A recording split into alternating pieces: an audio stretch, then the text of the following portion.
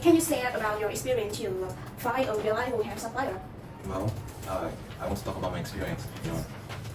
I've been in the hair business for quite some years now, and all I can say is, when you go looking out for a supplier, you shouldn't rely just on the reviews, right? Because they have a lot of suppliers out there, claiming to be Vietnamese hair suppliers or hair vendors, right? So when you look out for a supplier, firstly, make sure you check how long they've been in business, right? The company, what the company is about, the products they have, and the reviews. I really don't focus on the reviews because a lot of companies pay all these beauty gurus, to give them best reviews on the internet. And most reviews you see on the internet are fabricated, they are well edited. I would prefer, when I'm looking out for a supplier, I look out for a supplier with some criticism, some bad reviews, because I don't think there's any good business without bad reviews. So if you go online and you see a supplier that has all good reviews, you should be skeptical, right? You shouldn't just fall for the good reviews because most of them are well edited. Yeah, so look out for a supplier, how long they've been in business, the kind of products they have, how the communication skill with the supplier is, and all. That's how you get a good supplier. And above all, you have to follow your heart. Yes. Yeah. All the company have both the good and bad reviews, Yeah, right? yeah. And all we can do is look the numbers, and we need to satisfy the majority of customers. At Clean Hair, we are very proud that up to 90% of our customers are satisfied with our quality, our products and service. Yeah. So, okay, the next question is, what do you think about the supplier the service that's too good to be true? Okay, about suppliers that offer services too good to be true. Well, you have to be watchful and be scared, because some suppliers tend to, try to convince you to make a deposit of maybe 30%, right? And so they can ship.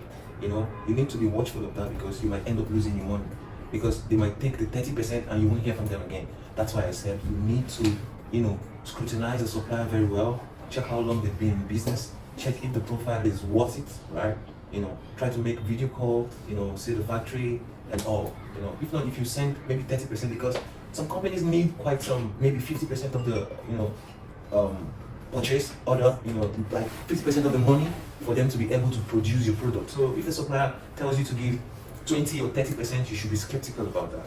Yeah. Normally, my customer usually pay about 50 and all the order. Yes. 50 to 100%, right? Yes. And the best way, I think, in my experience, the best way to start hair business in Vietnam is search information online, right? Yeah, but searching, that's just like I told you before. Searching information online is not just the criteria. You have more than 1 million hair vendors online, right? So if you meet a supplier that offers you too good to be true services, you should be skeptical about that, right? Maybe you meet a supplier, and the supplier, instead of, like the normal suppliers do, ask you to pay maybe 50% or thereabouts, they ask you to pay maybe 30%, right? You should be skeptical about that. Don't go for cheap offers.